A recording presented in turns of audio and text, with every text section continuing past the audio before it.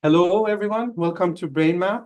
As you know, BrainMap Seminar Series is co-sponsored by the P41 Funded Center for Mesoscale Imaging, housed in Martinos. With that, it is my great pleasure to introduce our speaker today, Professor Lilianne Mujica-Parodi. Lilianne Mujica-Parodi is the director of the Laboratory for Computational Neuroscientists, a Bazuki Endowed Chair of Metabolic Neuroscience, professor in Stony Brook University's Department of Biomedical Engineering, and faculty of the Loeffler Center for Physical and Quantitative Biology. In addition to that, she's a neuroscientist in the Department of Radiology at Massachusetts General Hospital and Harvard Medical School, i.e. here, Martinos Center. So Dr. Mujica-Parodi received her undergraduate and graduate degrees from Georgetown University and Columbia University, respectively, studying mathematical logic and foundations of physics. After her PhD, a Niles G. Whiting Fellow, she completed an NIH training fellowship in clinical neuroscience at Columbia University's College of Physicians and Surgeons. She was subsequently promoted to assistant professor there, where she performed research until being recruited by Stony Brook University. She's a recipient of the National Science Foundation Career Award, the White House Presidential Early Career Award in Science and Engineering, and the Fulbright Distinguished Scholar Award. Dr. Mujica-Parodi's research interests focus on the extension of control theory to allostatic regulation of neural circuits and their interactions with other physiological systems in health and disease. She is the lead PI of Neuroblox, a software platform for modeling neural control circuits and their regulation, optimized for mechanistic integration of brain-based disorder and treatment-relevant targets. And we're going to hear more about that today. It is my great pleasure to host you, Professor. Thank you so much. And the stage is yours. Thank you. So nice to be here. Would someone mind just closing the door? Yeah, on the way in. Okay, thanks so much. And yes, I feel like I'm very familiar ground. And Eva Ratai is our partner in crime, who has been involved with a lot of this research, including Neuroblox. So, okay, so obviously, as all of you know, science these days is entirely team science by and large. And so this is really the work of a pretty large and diverse team across multiple institutions here at Martinos, but also our friends at MIT and Dartmouth, Stony Brook, and a few other places. But primarily, it's a collaboration between Stony Brook, MIT, and Dartmouth. And so what I'm going to be talking to you about is actually a little bit different than the abstract, and I apologize for that. We're in the midst of commercialization. There's some IP issues that I expected to be worked out by this time, and they weren't. So I'm going to be talking a little bit more generally about the academic applications, which also may be more relevant and applicable for this audience. So what we're doing is developing a multi-scale computational neuroscience platform. And what I mean by multi-scale is really the fact that we want to be able to integrate, so not just aggregate, but actually integrate information from across all experimental scales. And that would include everything from patch plant to ECOG, MEG, fMRI, and all the way to behavioral measures. And the reason why we need to have all of those scales is that what we're really trying to understand is what is causing these disorders that we care about. And the issue is that the mechanisms and the therapeutics are really operating at the bottom scale, whereas the diagnostics, the signs and symptoms are really happening at the top scale. So we need a way to be able to link them. So because the aim was always neurotherapeutic in nature, that has imposed certain constraints, and multi-scale being amongst them. And so what I'd like to do is actually tell you a little bit about some of the research that inspired this, because in most cases, so Martinos is renown as being a tool building kind of institution, but most of us build tools for our own labs when we need them, right? We need to solve a particular problem, so we build a tool, and then we realize actually other people could benefit from this tool as well. And that was very much the situation we found ourselves in. So initially, what I was really very interested in, still am, is in understanding this whole phenomenon of brain aging. So we know that there are these end states like dementia, right? But the interesting thing is that it's not as if one day you are, perfectly fine, and then the next day you have dementia. There is a long degenerative process, and understanding the mechanisms that get you from one state to the other state was something that I wanted to be able to study. And interestingly enough, so one of the mechanisms for thinking about hypometabolism, so glucose hypometabolism is one of the kind of hallmark clinical features of brain aging, and specifically of dementia. One hypothesis kind of floating around in the early 2000s, it had to do with insulin resistance, that maybe APOE4 and all of these markers for dementia actually might be associated specifically with insulin resistance as the mechanism for this hypometabolism. So there are other candidate hypotheses that are still being considered, and obviously the most dominant one was really that Alzheimer's disease was caused by beta amyloid plaque and tau protein aggregation. And so one of the hard things about studying people once they're already very ill, so when you're looking at a patient with Alzheimer's disease, there are so many things that have gone wrong at that point that trying to figure out what is the driving mechanism versus the downstream effects, it's a very tough thing. And that's one of the reasons I really wanted to think about brain aging as a process, because I thought if we can start to look at the beginning stages of the process, we can figure out what are the driving causes versus the downstream effects. Now, one of the important things about insulin resistance as a potential mechanism is that it has some consequences that make it potentially treatable. So before I was interested in brain aging, I was doing a lot of research on stress and stress physiology. I was working with US Navy SEALs in coming up with a neurodiagnostic screening instrument for SEALs as a way to predict who would be resilient to extreme stress versus who would not. That then got extended to all sorts of psychiatric populations, depression, anxiety, psychosis, and so forth. But one of the very kind of consistent hallmarks of all of these disorders, especially whenever you think about stress, was the hypercortisolemia associated with it. And with that was actually a whole bunch of cognitive symptoms that looked a lot like dementia.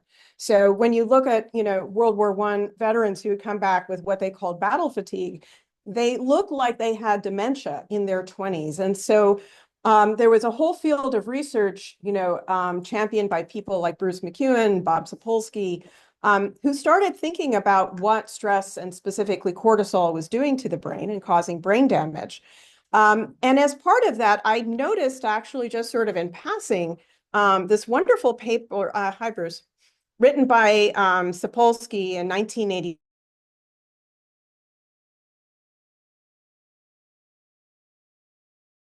That if you made neurons essentially shrivel up in the hippocampus, that actually you could reverse these effects by administering beta hydroxybutyrate, which was kind of crazy. That was incredible. And so the question is, what is the mechanism for that? So beta hydroxybutyrate is ketones. These are ketones. Now, so cells have two potential sources of fuel. So one of them would be glucose, right? That's the more common one, but there's also beta hydroxybutyrate. So there's beta hydroxybutyrate and acetate, which are ketones. And the interesting thing and the relevant part about ketones as opposed to glucose and why potentially insulin resistance could be bypassed through ketones is that insulin resistance is mediated, of course, through GLUT4, right? But even when GLUT4 is blocked in insulin resistance, it's still the case that beta hydroxybutyrate can access cells. And so this seemed like a very kind of exciting possibility that maybe if in fact the mechanism for brain aging was associated with insulin resistance, that there might be a sort of a built-in potential way to treat it. And so where we started actually was looking at the cognitive effects and neurobiological effects of type 2 diabetes. Because obviously, if insulin resistance is causing this disorder, then you would expect that a disorder of insulin resistance, like type 2 diabetes, would be associated with cognitive deficits that look a lot like brain aging. And in fact, that is what we found, that, the patterns were very, very similar, except that with type 2 diabetes, it looked like brain aging was accelerated. And so I'm just going to kind of like give you a little bit of foreshadowing here. So you'll note that in this case, we're talking about cognitive deficits. And the neurobiology was actually kind of surprising, because you would think in terms of brain aging, the hippocampus would be the main protagonist and the brain area that is most affected and fastest. But actually, it was the ventral striatum, which is the kind of the seat of the corticostriatal circuit associated with learning, which suggested to us that actually brain aging might initially show effects in deficits in learning even before you actually see deficits in memory. So that kind of, again, foreshadowing the corticostriatal circuit as being relevant in this case. The second thing that we looked at was the pattern of aging. So how does the brain signal, and how does that signal change over the course of the lifespan? And one of the things that was also kind of surprising is that when you look at something very simple like connectivity, which is just a very simple measure of signaling, and you ask, so how consistent is the signal from one time point to the next? So the ability to hold this particular connectivity online over time.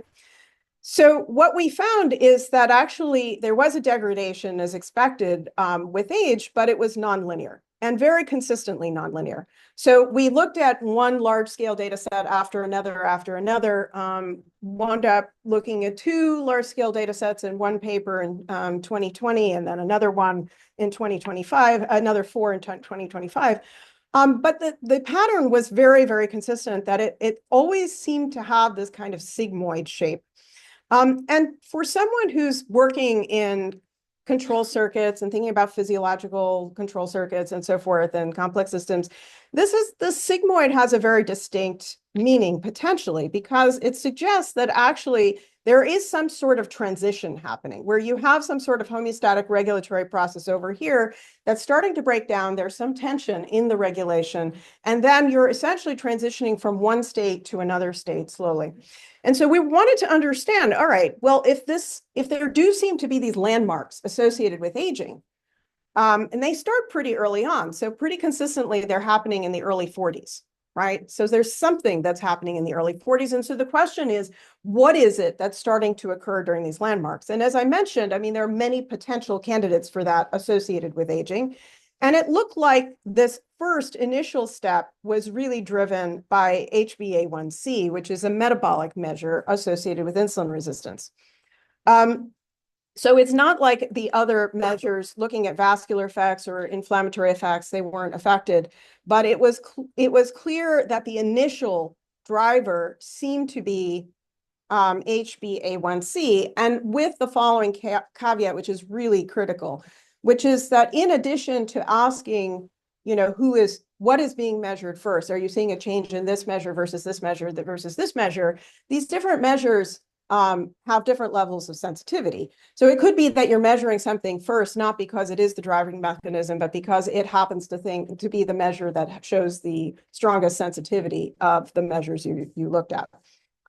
So with that caveat, there was some evidence already that metabolism might be a driving mechanism.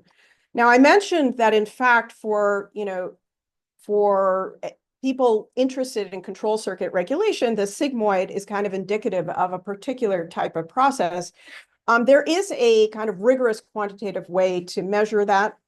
So within statistical physics, you can use a technique known as maximum entropy or max cal, depending on whether you're looking at paths or states. And it's a way to reverse engineer basically what rules are associated with a system that are consistent with its outputs. So you could think just a very quick analogy that if in fact there were some shortage of fuel, you might not be able to predict how every individual car changes in terms of its behavior. But if you look at the gross pattern of traffic throughout the United States, you would see changes associated with that fuel shortage. And so you can kind of reverse engineer and identify what rules might be consistent with those dynamics. And what we found is that actually what the transitions that we were seeing were associated specifically with phase transitions.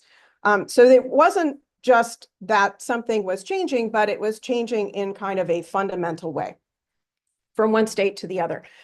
And so going further, so in terms of these different mechanisms, so if we say that we're thinking that the mechanism might be insulin resistance, one of the things that works in our favor is that insulin resistance, if that's the mechanism, wouldn't be uniformly distributed throughout the brain. And the reason why is that GLUT4 density is not uniformly distributed throughout the brain. And so that's true of a lot of different mechanisms. And you can use that spatial heterogeneity to give you some clues about, again, what mechanisms are and are not consistent with those effects. And so we looked at ALFF, so just brain activation, and then compared it to gene expression, spatial heterogeneity. This is coming from the Allen brain atlases. And what we found is that, again, the heterogeneity was consistent with GLUT4 and APOE, not surprising, and inversely correlated with MCT2, which is associated with ketone usage, but specifically of neurons. So MCT1 is associated with astrocytes, MCT2 is associated with neurons. And so again, this is kind of giving you additional clues that kind of accumulate. And then given that information, we can say, all right, well, so if we're thinking the mechanism based on that spatial heterogeneity is associated with MCT2 rather than MCT1, and if it's associated with GLUT4, which is insulin resistance, but not GLUT3 and GLUT1, which is not insulin mediated, then that suggests that potentially the ketones might actually provide that backdoor, right? And so we did a study here on the 7T, originally in BA5, now in BA2, looking at how this network stability across the lifespan changed before and after giving glucose on one day or beta-hydroxybutyrate on a different day. And I can say also that we replicated this with diet, but obviously the advantage of giving glucose versus beta-hydroxybutyrate is that you can, be very precise about the caloric value. You can, weight dose it appropriately for the individual, so you have a lot more control. Also, I just want to mention, when you put someone on a diet, you're changing lots and lots of variables, whereas the advantage of doing essentially a drug study is you have a very clean before and after. And what we found is that this destabilization that we see with age in response to glucose is actually reversed with the beta-hydroxybutyrate. So the ketones are actually stabilizing networks. But the other very interesting thing is that in the context of that sigmoid, is that in young people, we see a beneficial effect. In the 40 to 60 age range, which is really when this sigmoid is accelerating most rapidly, you see a huge effect.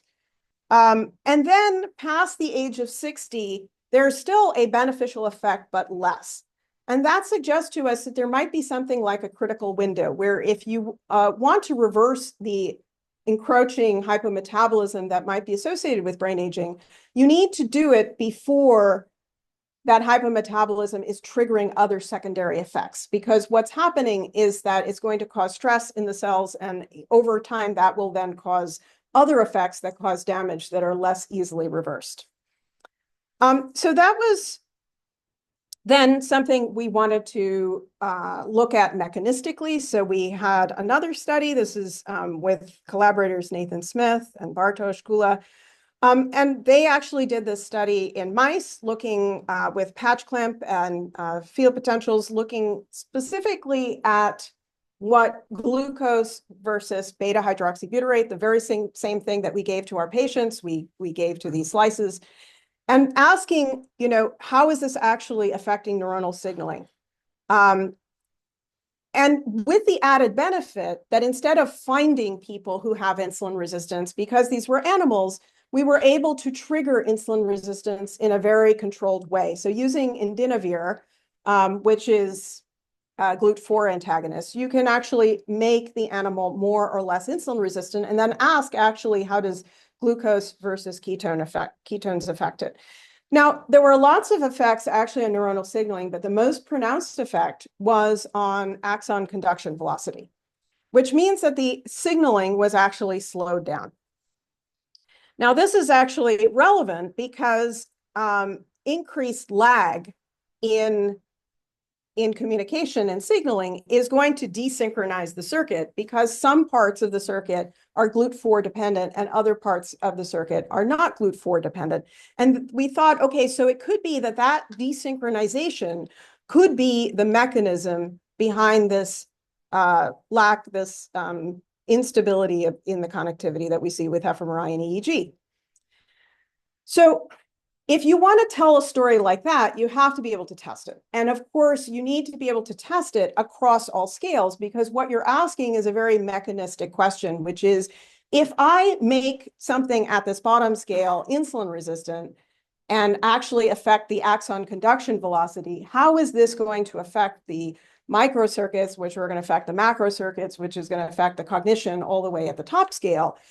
And in fact, we started to build multi-scale models and started testing these questions, and were able to also identify through these multi-scale models which mechanisms at the very bottom scale were consistent with these effects and which ones were not. So for example, it was clear that potassium channels might be affected, but say sodium channels might not be, because if you run the model with potassium, but not sodium, you see these differential effects. And in fact, the potassium versus sodium story was also independently confirmed by the Yale lab. Yes. On the human studies that you did, like on the design, you had an overnight fast, you had the baseline fMRI, right. Then you gave glucose or BHB, and then a second fMRI. And you studied just one dose of glucose and BHB, or it was like long? No, like they just no, it was just one dose, and then we measured 30 minutes afterwards. Like acute effects. Acute effects, right? And the effects were the same with diet. So when we put someone on a ketogenic diet, we saw the same effects. So like long-term use of BHB so is consistent with the acute effects? Or well, so we didn't give someone a long-term, dose of BHB. We gave only a single dose, but if we put someone on a ketogenic diet, we would put them on it for a week and then do the same study with, before and after.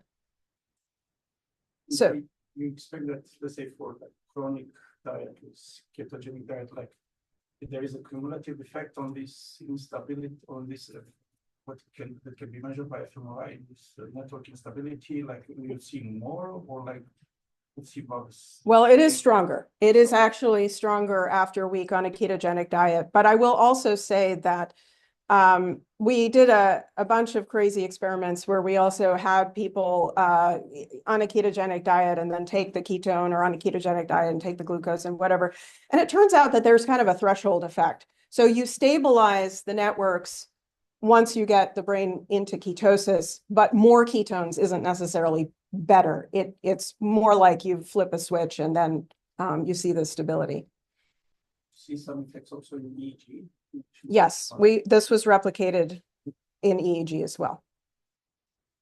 And actually replicating in EEG was very important because it kind of motivated us then to do the studies in neurons, right? Because it could have been that these were vascular effects that were affecting the bold. Because ketosis is a state that is very systemic. Okay, so why am I telling you this whole story? Well, actually, the point of what I'm here to talk to you about is not about ketones or brain aging or any of this, but it is to motivate why it is that we started thinking about multi-scale modeling and what role it could play in answering a whole bunch of questions. So not just this one, but hopefully the questions that you care about as well. And I've tried to sort of lay the groundwork here in pointing out that one of the beautiful things about having a multi-scale model is you can start to test the impact of different hypothesized mechanisms.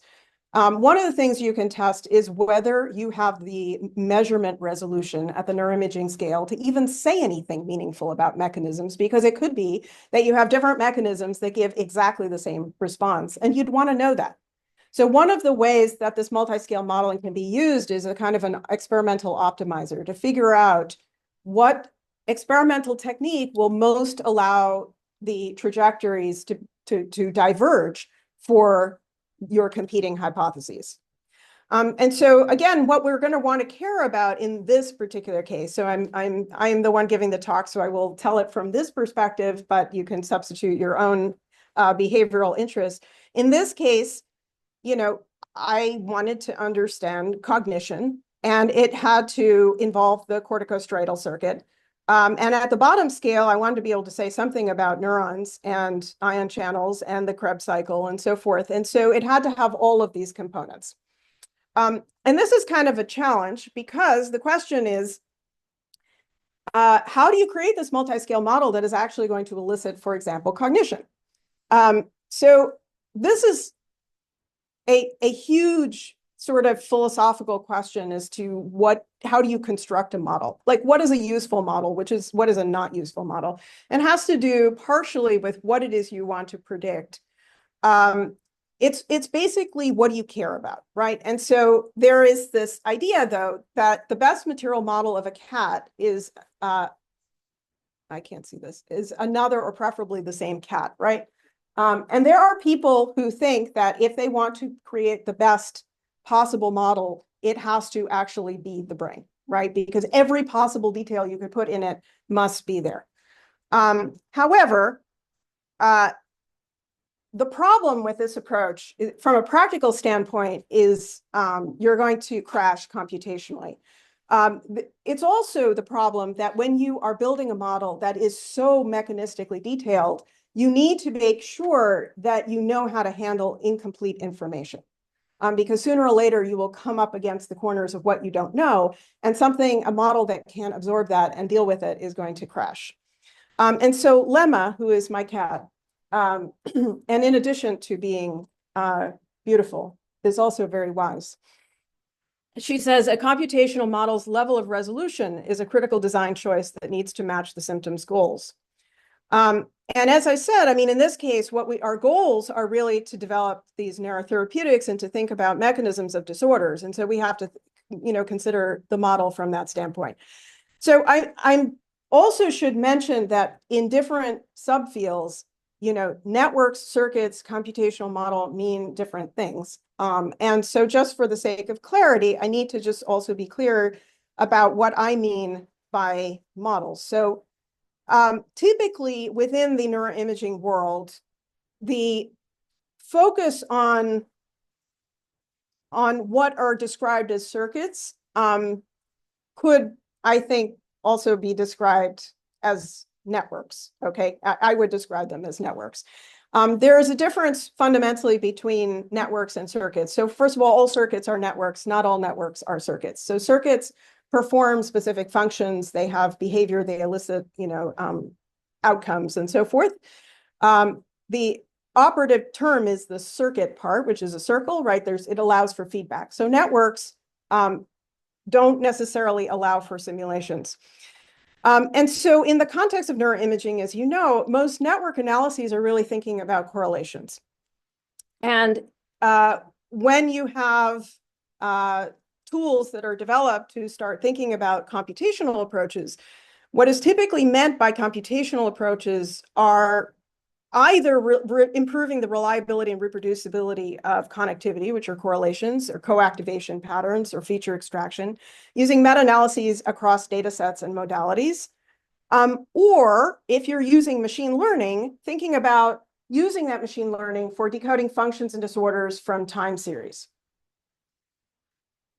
Okay, so both of those are hugely useful, but that's not what I'm talking about when I talk about developing a model. For one thing, in both of those cases, those are discriminative, not generative. Machine learning approaches, their main strength is that they're high dimensional, but the downside to being high dimensional is that they don't yield systems that are interpretable. So connectivity does yield systems that are interpretable, but using them to infer circuit architecture should be done with caution for reasons that I'll explain shortly. So instead, what I'm really talking about is something like regulation of control circuits within physiology. So here, just briefly, so this is a very kind of common example of glucose insulin regulation. And what you can see is that this control circuit has feedback. And what that does is it allows for different points of failure, right? So the circuit can break. The same circuit can break in multiple different ways. And depending on how it breaks, it's going to give rise to many different dynamics. So here you can see that many different disorders, they're breaking the circuit in different ways, and they result in different dynamics. And that can yield different phenotypes downstream. And you can even ask, what happens over long time periods as there are adaptive effects that might change the dynamics in very surprising ways. So the reason why correlation-based connectivity is an issue when you want to think about developing generative models is that correlations don't have a good way of grappling with systems. So when you're talking about networks, you're not talking about just two areas that are linked to one another. Typically, a multiple linear regression is kind of what you have in mind. And the problem with that is that it has a very specific topology, which is multiple inputs to one output. But the moment you get into serial inputs, or God forbid, feedback, you run into a problem because the errors at each point are not conserved. And so what happens is that with every single step, the error actually multiplies. And so Ela and her student Das actually did some beautiful work that's showing that the more feedback you incorporate within a system, the more traditional methods like GLM or even, okay, let's just stop there. We can say GLM, but correlations on which connectivity is based, they start to break down. And the problem is that they become less accurate. And so the question is, how are we going to approach control circuits within the brain, if that's what we care about? And so instead, we're going to kind of get away from correlations and instead think about ODE systems. And the advantage of ODE systems is you can add additional structure like timing, thresholds, et cetera, that go beyond who is connected to whom. So this was kind of one of the early models that our group had worked on in terms of the prefrontal limbic circuit. And you'll notice that this particular circuit has at least 3 different feedback loops, right? So you have the whole feedback loop, you've got this feedback loop, you've got this feedback loop, and so forth. And the advantage, though, is that you can run simulations and give it different stimuli and make predictions about how the circuit will respond. Importantly, also, you can break the circuit in various ways, and that will give you information about how the circuit will respond. And that was the mechanism that we used when we were looking at Navy SEALs to be able to predict their behavior. So in the case of expanding this to our model, I want you to focus on the fact that this should be really upsetting at some level. At least it was very upsetting for me, because this is a brain circuit that has things like filters and capacitors and gains and comparators and so forth. And brain doesn't have any of those things. And it's cheating if you just put in these electrical engineering components just to make the dynamics work. So within electrical engineering, we do have what are known as computational primitives, right? These unique elements that actually perform various functions. And so the question is, what does the brain use?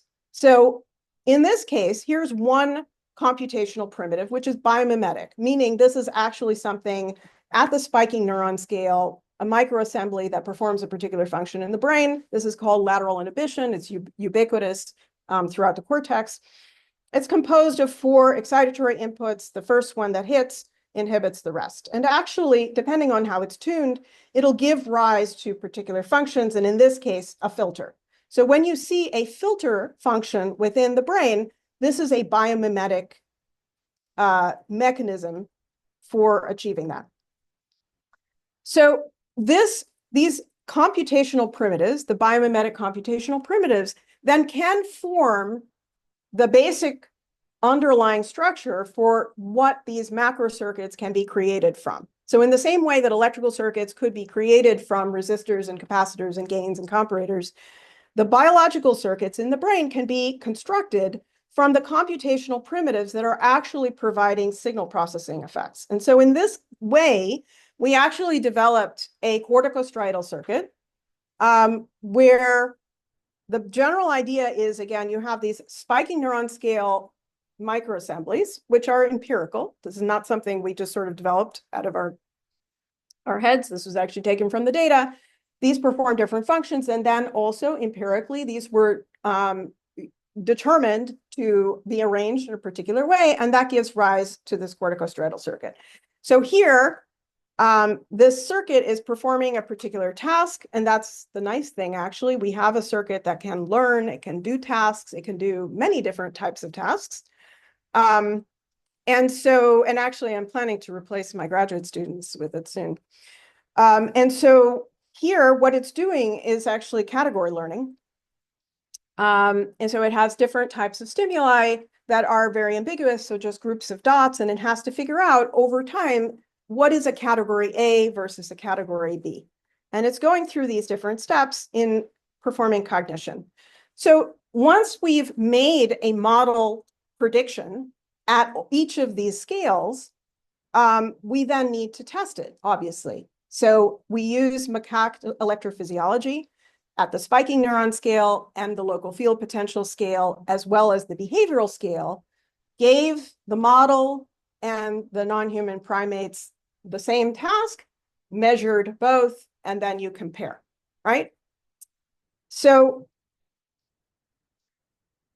the first level of validation is that your model, well, let's put it this way. So first level of validation is that your model is consistent with the data that produced the model. That is a very low bar. Second level of rigor is your model was created from one data set, makes predictions that are now validated on a different data set, but of the same type. But there's a third level of rigor, which is very rarely achieved in neuroscience, but is commonly achieved in fields like physics, which is to say, can my model make predictions about something I didn't know, fundamentally? And in fact, actually, the corticostriatal circuit made a prediction about something very surprising, which was that even though it wasn't so surprising that there were neurons that regularly fired when they were about to make a correct response, it turns out that there was a separate group of neurons that reliably fired when the animal and the simulation were about to make an incorrect response. And internally, we call them bad idea neurons. They are fire when you're about to do something stupid, okay? But for publication, we had to be, more polite. And so we called them incongruent neurons. But what's interesting about this from a kind of a methodological standpoint is that nobody knew about them, right? The model actually predicted them. And then we went to the animal data and found them there as well. And in fact, if you actually remove from the model the incongruent neurons, actually the model doesn't make mistakes. So it's actually, it's doing something that is active, right? And there are a lot of jokes you could make about people having more or less proportion of bad idea neurons. But anyway, we will leave that. Okay, so the next stage, of course, though, is if we care about pharmacological interventions. And after all, the glucose versus ketone is essentially a drug, right? We're changing something at the bottom scale. We do need to have a capacity to think about receptor dynamics. So in this case, what we can do is to change receptor occupancy in the dynamics for different disorders and different drugs. That's going to show effects at the spiking neuron scale. That is going to then provide inputs to the microassembly scale in the biomimetic computational primitives, and those are going to change behavior that will give rise to behavioral effects in the macro scale. So here's an example. This is an oddball task, as you probably figured out. And so here the model is doing the oddball task.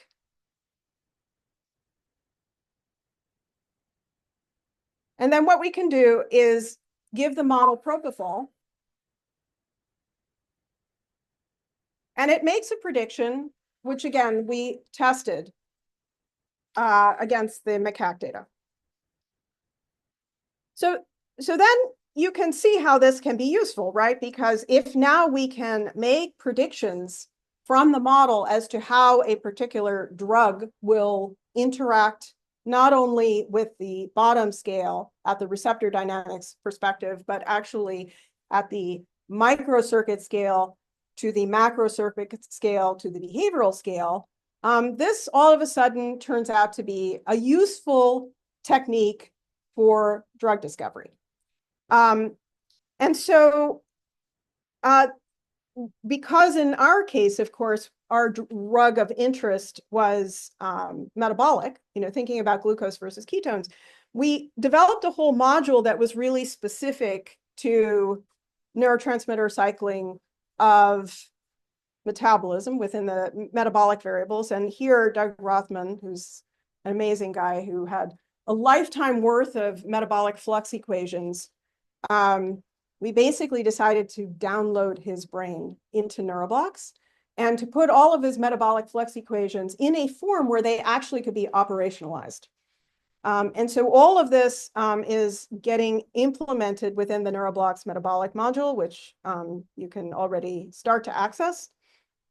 And one of the things that, again, in the context of what I was discussing with experimental optimizer, one of the interesting things is that when people started using ketones for all sorts of disorders and thinking about how they were impacting the brain, we would hear lots of kind of wild theories about, oh, well, ketones increase GABA, or they do this, or they do that, and whatever. And the reality is that actually the model constrains those hypotheses. Again, some of those hypotheses are consistent, and some of those hypotheses are not. And actually, the model was very clear in this case that when you give ketones, actually GABA decreases. And it's a counterintuitive idea because, ketosis has been known to treat epilepsy for over 1,000 years. And so the question is, it makes sense that actually that it should actually increase GABA, but in fact it doesn't. And then this was actually confirmed here at Martinos with 7T-MRS. So we also have a neuromodulation module that we're working on with Mark Richardson at MGH, a neurosurgical team. Let me also, what time is it? Okay. So let me actually transition a little bit into the user interface and the GUI, because I think that really matters. So when I first showed you the prefrontal limbic circuit, I showed you a model that I constructed with Simulink. Simulink is widely used within electrical engineering. And the nice thing about it is that it really capitalizes on our intuitions about visualization. So drawing the circuit actually gives you intuitions about its behavior. And when, as neuroscientists, we see a circuit, it tells us something. If we can position it within the brain, it tells us something that is meaningful. And so I wanted to make sure that we didn't wind up with a software platform that just had a million equations that nobody knew how to deal with. And so we really put a lot of careful thought into the GUI. One of the challenges in thinking through circuits is that the brain is three-dimensional. And so the problem with drawing a circuit on a canvas is that some parts might be in the right place in the brain and other parts might not be visible, and I didn't want to deal with slices. So drawing from the idea of a Mercator projection map, we were able to adapt a neural flat map that was first developed by Han and Duckworth in 2023, and developed something that's quite elegant, I think, where the entire brain and all of the regions are visible in one slice, which means that we can overlay mechanistic maps. So it's an active canvas, which means that what we can do is have, for example, if the mechanism we care about is GLUT4 density, you can co-register this with GLUT4 density, and some regions will have more and some will have less in ways that will affect the parameters of the model. And the same for lots of other mechanisms. Importantly, when you draw in Neuroblox, you are actually creating a system of couple differential equations. So you are creating a very complex mathematical thing without even knowing it, and it will automatically create all the equations for you. It's also set up in such a way that you can have inputs. So for in this case, this is for our neuromodulatory module for deep brain stimulation. You can insert an electrode. You can say, what's the impact of putting the electrode here versus here versus here? You can change the input parameters for that stimulation. So this becomes very useful for a neurosurgeon for pre-surgical planning. You can also input patient parameters extracted from neuroimaging. So in the same way that we were extracting these parameters for the Navy SEALs and figuring out, who is going to be responding in one way versus another way to an acute stressor, we can extract this from neuroimaging and then populate the model with that information to run simulations. And then importantly also, this is multimodal. I'm trying to get rid of this thing. And it has to be because, for example, in the real world, if we are giving someone deep brain stimulation, that patient is by definition medicated. That patient, first of all, in this case, the patient has Parkinson's, the patient's probably going to be on L-DOPA. The patient is in surgery, so is also on propofol. And so tuning the model when they are under the influence of propofol, versus when they come out after the surgery, you're going to have to retune. And so the model needs to be able to predict what is the impact of propofol and then how do you compensate for it. I should also mention, so one of the interesting clinical features that Emory Brown has identified is that propofol and other types of anesthetics affect the elderly differently than younger people. And because there's a way here to interact with both the metabolism and the medications and also these other effects, I mean, in parallel, you can start to look at interaction effects in silico that would be hard to parse out if you were actually doing this during surgery. So here's just a quick simulation. Well, not a simulation, this is a demo. So here's how it works. So these are the biomimetic computational primitives and other blocks. You can arrange them on your canvas, and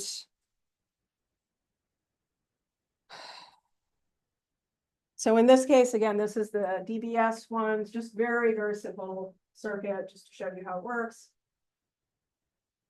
So if you have a hypothesis that whatever it is you are doing reflects a circuit, I challenge you to actually test what impact it would be if the circuit were set up in one way versus another way. And notice that you can be kind of specific here because you can identify the different neurotransmitters, and different receptor dynamics. You can test the actual implications of the hypothesis mechanism, and ideally also test a whole family of candidate alternative mechanisms to see what your data is consistent with and what it isn't consistent with. Okay, I'm trying to get out of this.